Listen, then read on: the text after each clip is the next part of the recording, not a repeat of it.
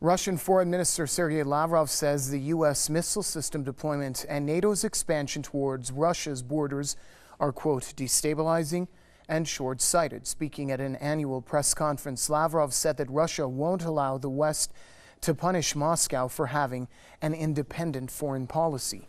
Lavrov added that Moscow is ready to cooperate with Western countries, but only and exclusively on an equal and mutually advantageous basis. The Russian foreign minister also pointed out that Moscow's military operations in Syria have reduced terror activities there. He added that now it's become clear who is fighting the terrorists in Syria, who is assisting them, and who tries to use them for their unilateral selfish goals. Publisher and editor of Politics First, Mr. Marcus Papadopoulos joins us now from the British capital, London. Sir, welcome to the program. Let's start off with the Russian Foreign Minister Sergei Lavrov's recent comments describing the U.S. missile system deployment as one, destabilizing and also short-sighted.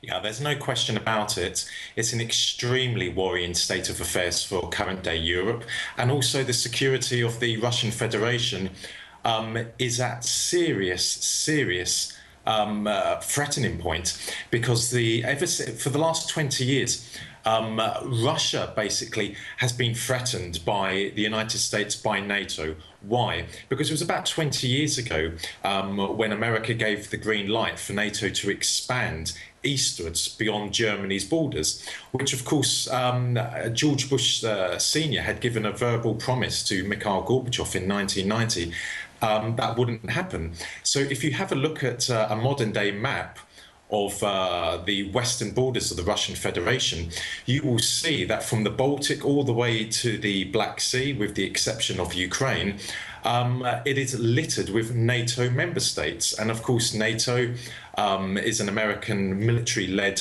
alliance, and there's no question about it that America and NATO are an enemy of Russia.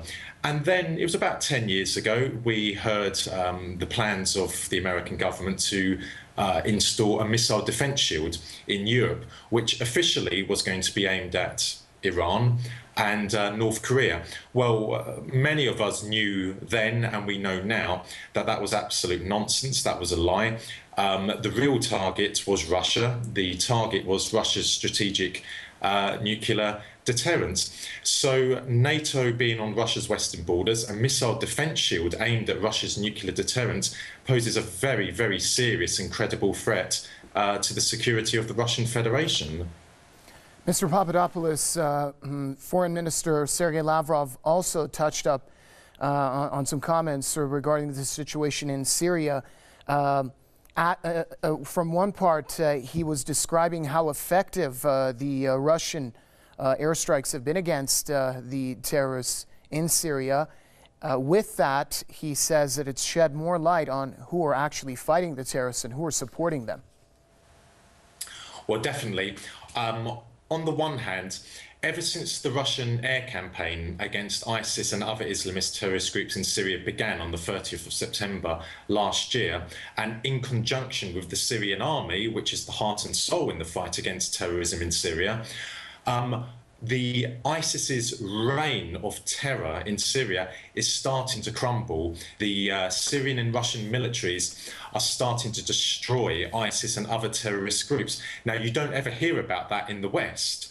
You know, there are British journalists and British politicians who are either simply lying or they're deluded, because they think that ISIS is starting to crumble because of the American air campaign against Syria in Syria, which is absolute nonsense. So yes, ISIS is starting to be destroyed, and that is solely and only because of the Syrian and Russian militaries. But also, Sergei Lavrov is correct, because the more that we delve into what's happened in Syria, we start to see who exactly has been supporting the terrorists there, including ISIS, for the last 4 to 5 years. And of course, it is principally the West, and their regional allies, Turkey, Saudi Arabia, and Qatar. If we take Turkey, if Turkey had closed its borders from day one of the conflict in Syria, then we probably wouldn't be in this situation today. You know, tens of thousands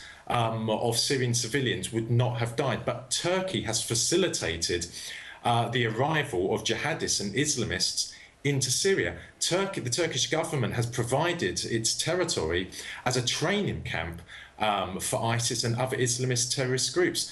So Sergei Lavrov is 110% correct when he says that we are now seeing exactly who has been supporting terrorists in Syria and who, ultimately speaking, are responsible for the carnage and the bloodshed in the country.